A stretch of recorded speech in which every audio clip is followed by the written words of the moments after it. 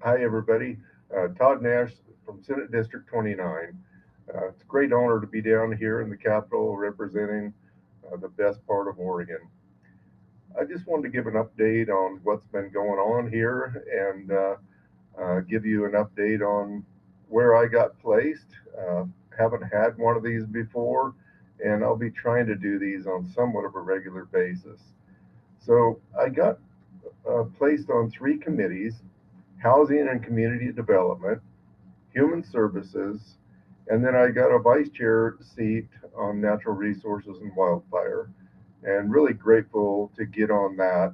That was my priority as I campaigned. I was pretty deliberate about telling everybody that that was my priority, and really thankful for the Senate president and leadership on the Republican side both agreeing to place me there. So um, in that, I wanted to get you up to speed. There's been a lot of pomp and splendor that's taken place so far with swearing in and kind of arranging where everybody's going to be. Some of the ceremonial votes that we knew were going to turn out the way they did.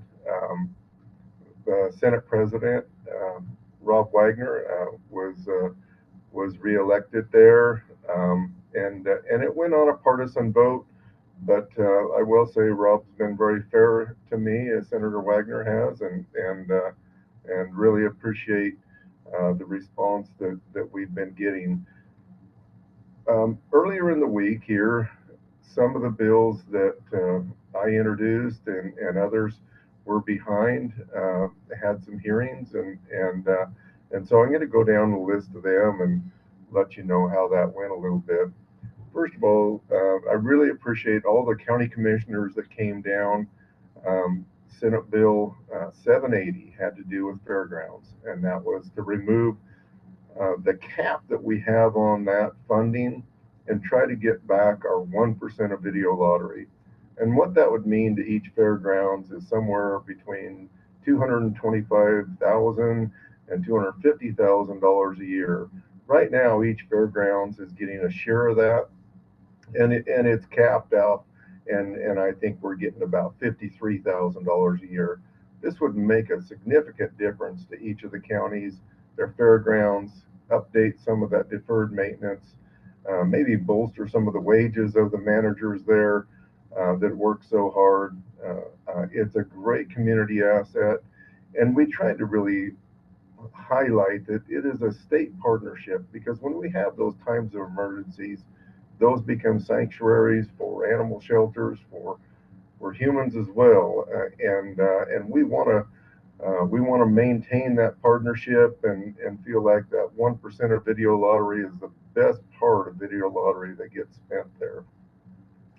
Um, Senate Bill 761 was another one that came up this week, had a hearing, and forever reminded down here what a great impact, that positive impact that Senator Hansel made.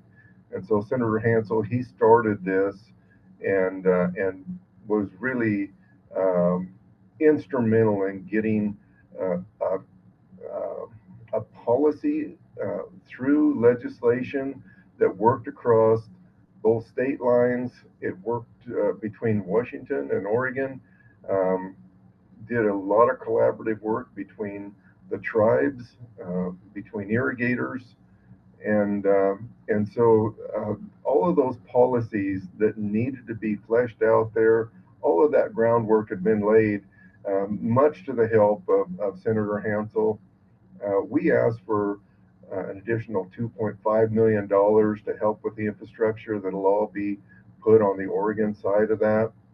And there is a strategic plan there, and we can make that available to you if you like. But it's the Walla Walla Strategic Plan 2050, and so by 2050, and it is the goal to have those irrigators still irrigating, to have water back in the main stem of that Walla Walla River, and see some salmon recovery there.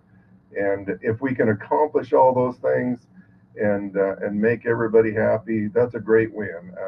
Sometimes I get a little jaded on collaborative efforts, but this was a really positive one. Chair Manning, that I spoke in front of the committee, um, he uh, he reflected. He said, Senator Hansel hasn't completely left the building, has he? And he hasn't. So thank you much, Senator, for all your good work and your legacy here.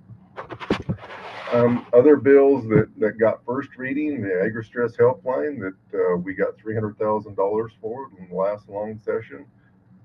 We're asking for $2 million to put that into an endowment that would set that up in perpetuity, and we'd never have to ask again.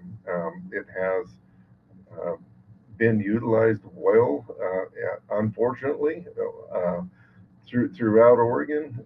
I think 23 counties now have utilized that helpline. It's up and running. We've had tremendous investment from private entities into that, and again, that was a natural resource based um, helpline for those people that are in distress.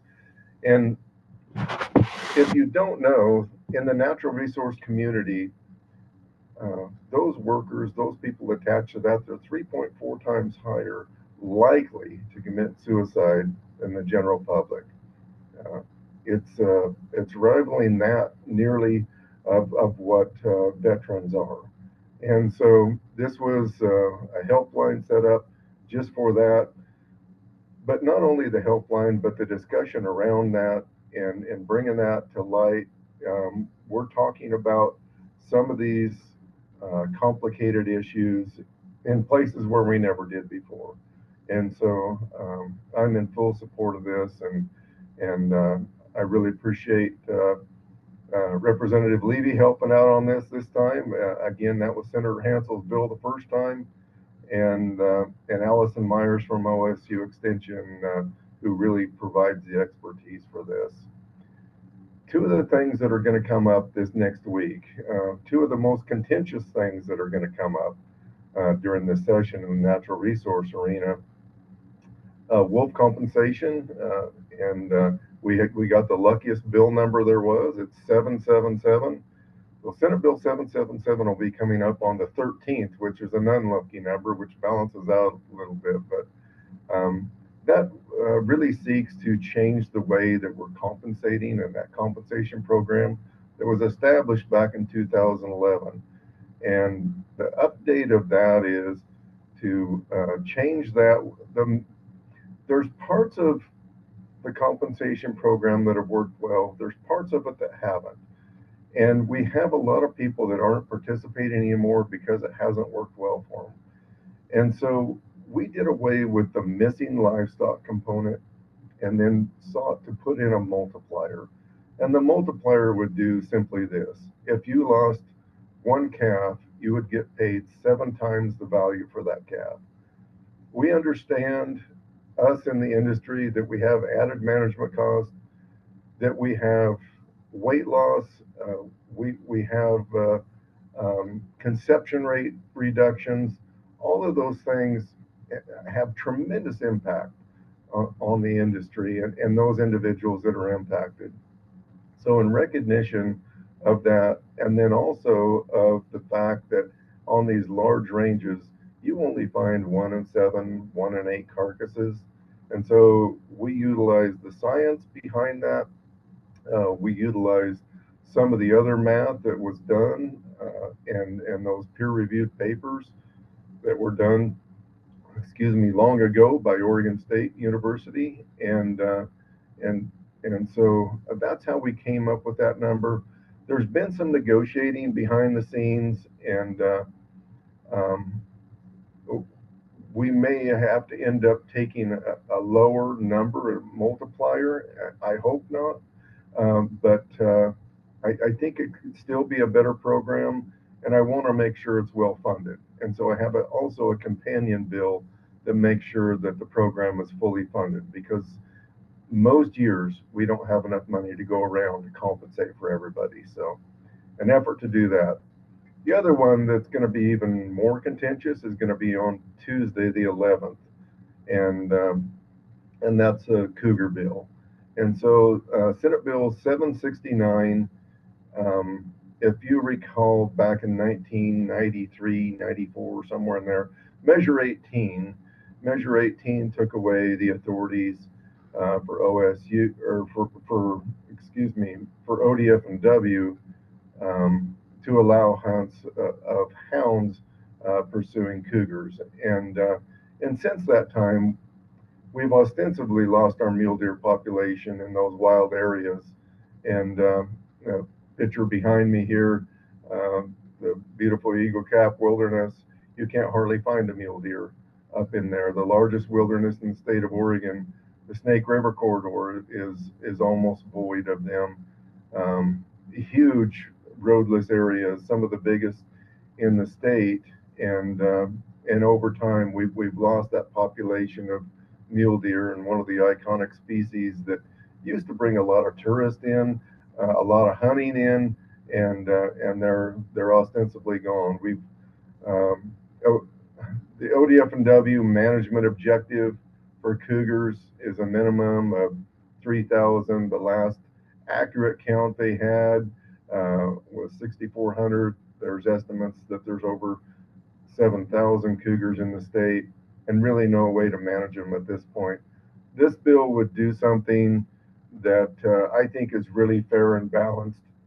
It would allow each county, if passed, each county to have the commissioners refer it back to the voters of that county to see if that was a bill that they wanted passed. So I wouldn't expect Multnomah County to want this. Washington County, Clackamas County. There's a number of counties. I think Deschutes County, even Wallowa County, it may be a heavy lift in order to get it passed in a home county.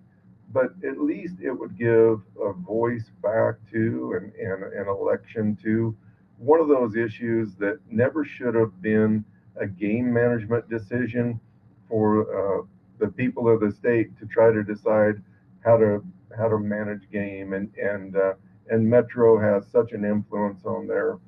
Um, if you can support such a bill, please do. If you feel like it's an overreach to our ballot measure system, I would appreciate that as well. I like hearing from everybody. I'm going to wrap this up. There'll be more to come, and there'll be updates hopefully next week on how those hearings went.